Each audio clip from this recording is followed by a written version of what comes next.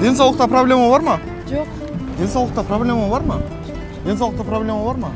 Жоқ. Мен екінші группа. Екінші группа инвалидность. Мен анда-тunda тұрмай қаламын.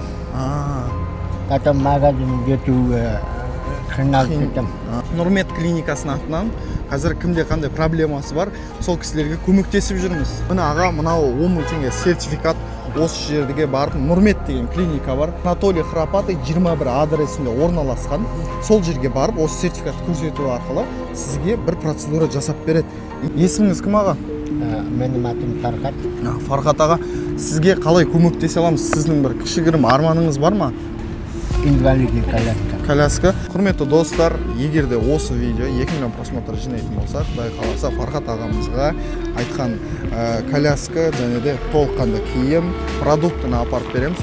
Құрметті достар, тағы да мынандай нәрсе, лайк үшін, комментарий үшін, просмотр үшін жасап жатыр дегендер. Құрметті достар, сіздердің лайктарыңыз бен сіздердің просмотрларыңыз арқылы біз шабыт аламыз, әрі қарай біздің жұмысымыз да жүретін болады. Құрметті достар, сол себепті лайкты аямаңыздар, поделиться етуді де ұмытпаңыздар. Лайк басып мені қолдаңдар.